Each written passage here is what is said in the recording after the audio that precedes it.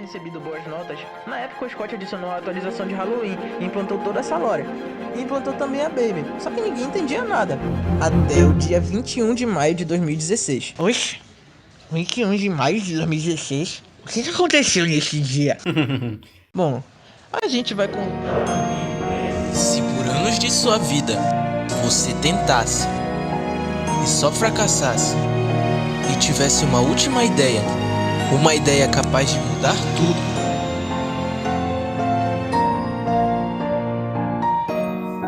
em meados de 2014, o desenvolvedor Scott Cawthon teve uma ideia que poderia mudar sua vida. Ela poderia parecer boba, porém, no entanto, ela virou uma das maiores franquias de jogos. E é claro que eu tô falando de...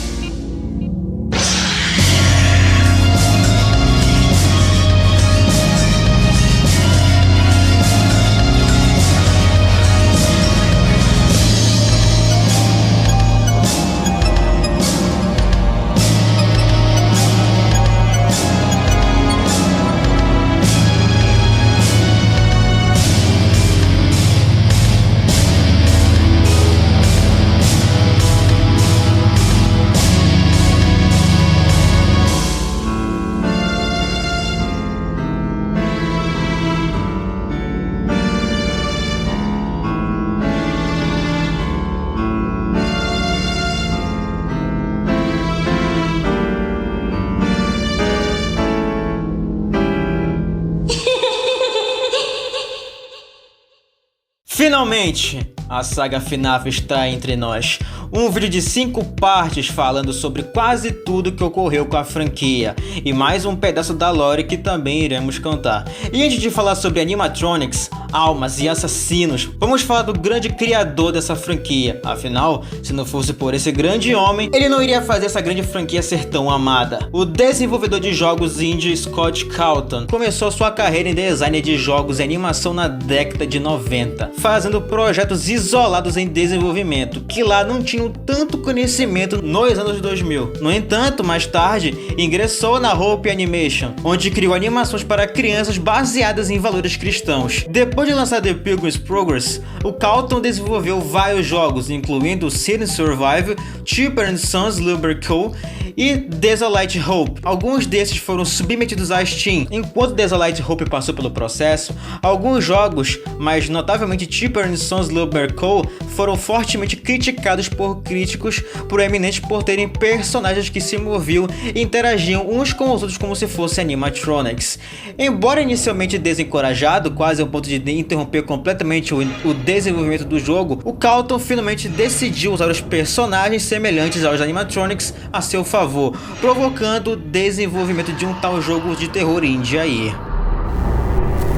Five Nights at Freddy's foi lançado em 8 de agosto de 2014, lançado para PC e na Steam, mas atualmente o jogo está disponível para demais plataformas e consoles também. Ele foi desenvolvido sozinho pelo grande Scott, e com uma premissa de terror misterioso, movido a jumpscare e suspense, coisa que muita gente gosta, e sendo bem sincero, na época era bem assustador, mas hoje em dia nem tanto. Com uma trama um tanto quanto simples até o desenrolar do vídeo. Um segurança chamado Mike Schmidt vai trabalhar na Freddy Fazbear, e o objetivo dele é vigiar o estabelecimento das meia-noite até as 6 da manhã. Mas calma, nem tudo é resenha. Tem 4 animatrônicos no lugar, que por alguma influência mecânica ou espiritual se movem durante o turno de segurança, e o seu papel é vigiá-los, ter cuidado com as portas, luzes e energia, que acaba mais rápido que a bateria da câmera do Outlast. E é isso, FNAF na época parecia uma ideia meio desconexa, e por mais que ele seja simples e feito com um motor gráfico bem merda, é sério, tipo, olha aí.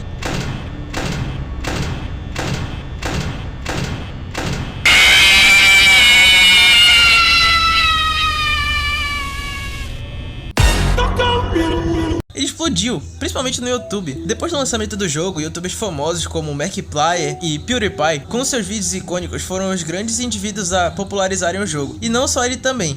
Afinal, MatchPat iniciou uma grande fanfic aqui. Aliás, o FNAF tinha algo bastante peculiar, além da gameplay e o terror.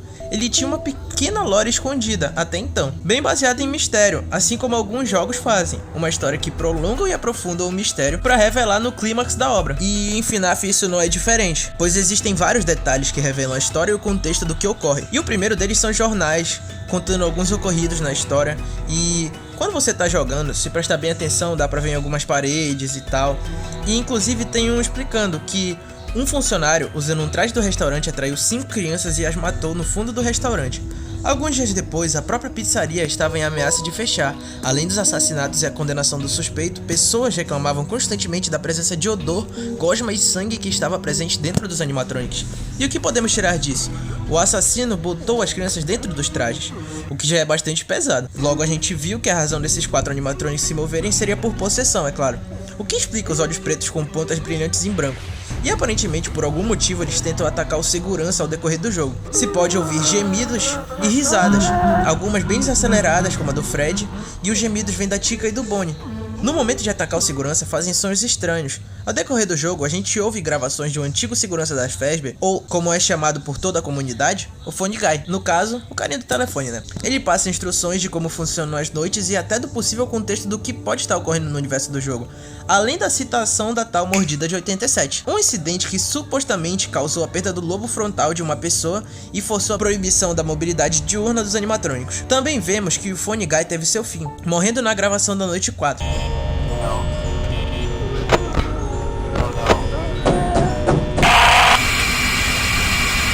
O que passa a ser estranho é que no jogo temos 4 animatrônicos: Fred, Bonnie, Chica e Fox.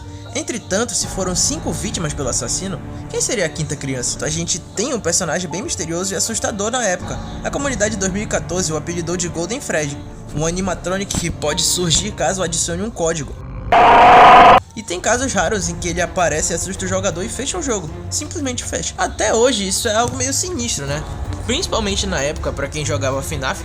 Imagina só, tá jogando uma tarde aleatória, você tá com teu fone de ouvido no escuro assim, sentindo toda a vibe do jogo, aí aparece o Golden Fred. Eu caguei nas calças. Com o seu icônico It's Me, que significa sou eu. Bom, na época isso era muito debatido. O significado dessa frase vai fazer mais sentido ao desenrolar desses vídeos, mas existia uma teoria que a gente controla o assassino das crianças, e que elas então apenas estavam procurando vingança. E aí o sentido da frase, que o Golden Fred está avisando ao assassino que está na pizzaria e que vai atrás da vingança. Bem bizarro, mas como dizia o Matt Patch em 2014, é apenas uma teoria.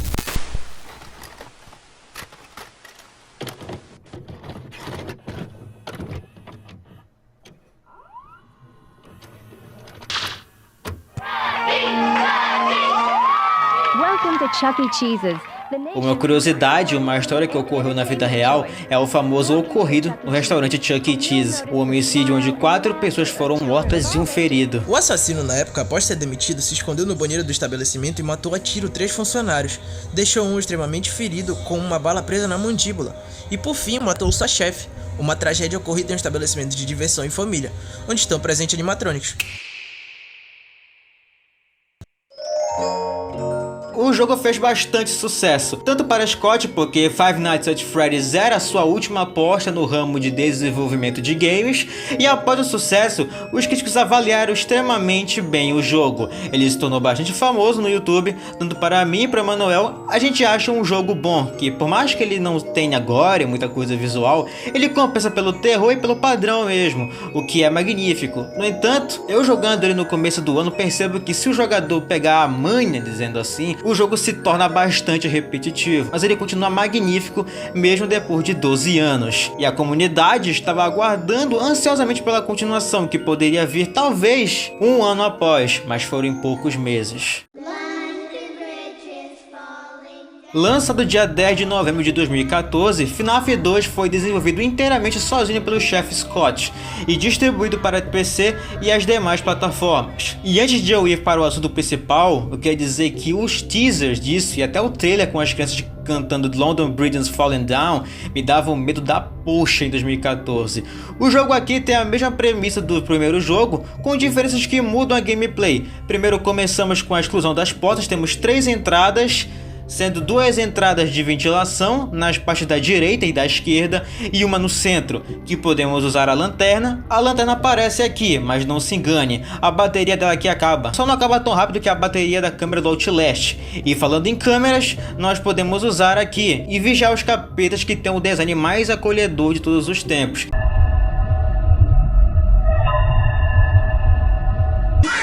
Exceto a Toy Chica, ela me dava pesadelos quando eu era criança por tirar esse bico da boca dela, era sinistro demais. Ademais, temos outra mecânica, de dar corda em uma caixa de música, e temos que tomar cuidado com essa caixa, porque se a música não estiver tocando da maneira correta, o Animatronic Puppet aparece e aí não sobra nada pro Betinha. No jogo anterior, tínhamos 4 animatronics, mas aqui temos a adição de 11, se contarmos também com as alucinações e JJ e os Paper Paws. Mas já que tem bastante bicho aqui e não temos portas, paramos eles com o auxílio da máscara do Freddy, tipo aquela máscara do Stormtrooper do Lego Star Wars. Ui, sou nerd! E cada um dos animatronics tem reconhecimento facial, no entanto, para eles, olhando para a gente, é como se fôssemos um deles. Bem da hora. Entrando na parte da lore, na época existiam muitas provas que o FNAF 2 se passava antes do primeiro, e isso porque o Phone Guy retorna dizendo que estamos no terceiro restaurante. Antes desse, muito antes desse, existia um restaurante chamado Fredbear Family Diner. O primeiro restaurante que por alguns acontecimentos passados que vamos ver ao decorrer dos próximos vídeos fechou. Em resultado, outro restaurante surgiu. Esse no qual ocorreu o assassinato das 5 crianças e fechou posteriormente. E por isso vemos as versões Witteries dos animatrônicos, que seria uma espécie de versão estragada, versão que tá guardada há muito tempo lá. Resumindo, eles foram quebrados e deixados na pizzaria nova, a do segundo jogo. Aqui nós controlamos Jeremy Fitzgerald, e ele trabalha aqui. E é aquilo, né? Sobreviver 5 noites, das meia-noite até 6 da manhã. E como o Phone Guy aqui ainda tá vivo, o que confirma o segundo jogo se passar antes do primeiro, ele passa as instruções pro Jeremy. Instruções essa para a sobrevivência do lugar e sobre os animatrônicos também. Na qual, além de termos os 5 originais, sendo eles as crianças mortas anteriormente e possuindo os robôs, temos os toys, construídos para entreter e vigiar o lugar. Afinal, com os assassinatos ocorridos no antigo estabelecimento, os toys foram construídos para impedir os assassinatos. Mas com um mau funcionamento claro, pois muitos deles se movem atraídos por barulhos e por conta do silêncio absoluto dos turnos e do som da sala de segurança, eles são ativados, virando um problema pro Jeremy. E isso não é apenas pior, porque a cada noite que passa, ou a cada morte que temos, o jogo nos joga sessões e minigames de 8-bit, como os do Atari. E bom, vou falar de cada um. O primeiro minigame é o que a gente controla o Fred, em uma pizzaria pequena, talvez a Fredbear Family Diner. E bem na parte superior da tela vemos uma criança do lado de fora da pizzaria. E logo vemos a chegada de um homem totalmente de roxo chegando perto da criança. E ela chorando do lado de fora intensifica o seu choro no momento da sua morte. E o homem ali presente vai embora. E temos aí uma vítima, a primeira vítima da história.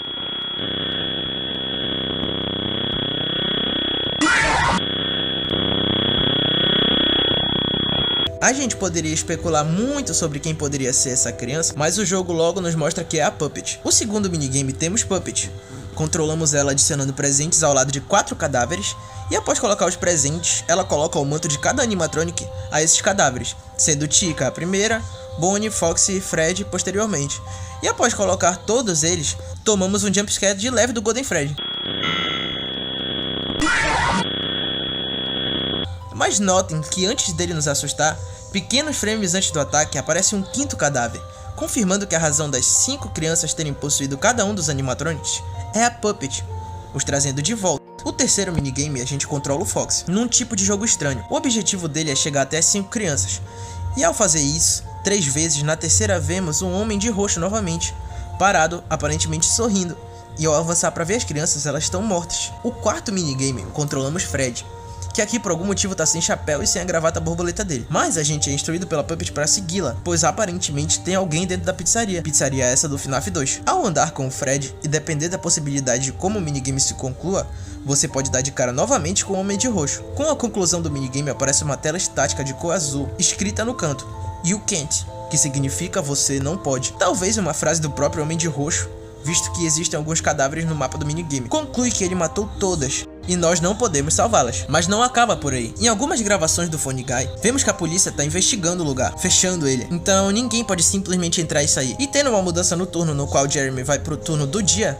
e o Phone Guy pega o seu turno, na gravação da noite 4, ele diz que alguém entrou no lugar usando um traje. Na noite seguinte, Jeremy assumiu o turno noturno, mas na gravação, o Phone Guy diz que a vaga do turno de Jeremy será substituída, pois o turno da vaga da manhã está sem. E do jeito que ele fala isso, meio que hesitando, nos deixa com um pé atrás, pois como que ele sabe de tantas informações recentes, visto se tratando de um assassino usando um traje amarelo, literalmente a poucas horas do crime? Em 2014 existe uma teoria, e dentre tantas que foram faladas aqui, mais especificamente a do Matt Pat em 2014, acreditava que o Phone Guy era o Purple Guy, mas essa teoria tinha muitos deslizes. Mas ao vencer a sexta-noite vemos no jornal uma notícia que a pizzaria vai ser fechada muito em breve.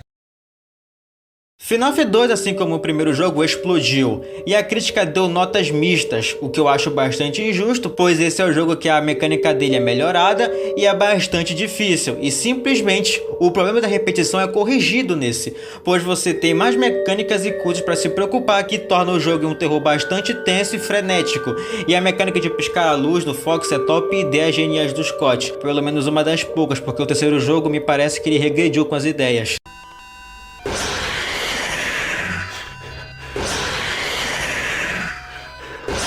Eu não estou suportando mais. Eu estou no limite, Brasil. Esse jogo aqui foi o que mais adicionou lore. Muitas coisas foram debatidas naquela época, tanto até a mordida de 87, que a gente só vai falar a fundo nela na parte 5, mas com tantas coisas estabelecidas em FNAF. A comunidade foi se fortalecendo para quebrar a cabeça e tentar também entender por que tem assassinos roxos e rosas. E obviamente não existe um rosa.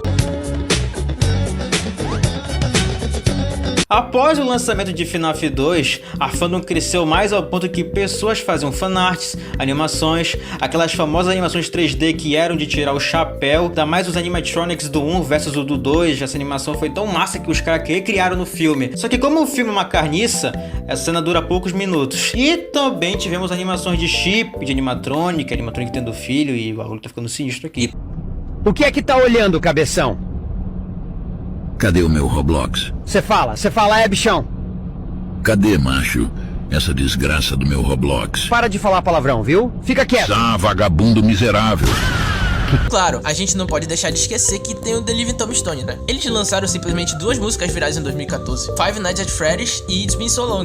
Five Nights at Freddy's sendo do primeiro e It's Been So Long do segundo. E essas músicas ficaram tão populares que elas viraram trilha sonora do próprio filme. E é marcante demais, pelo menos pra mim é. FNAF virou uma febre no mundo inteiro, e claro que ele teria a continuação, e mais dentre outras coisas, mas a gente vai falar isso no próximo vídeo. É tuf, tuf, pof, pof, vapo, vapo o dia inteiro.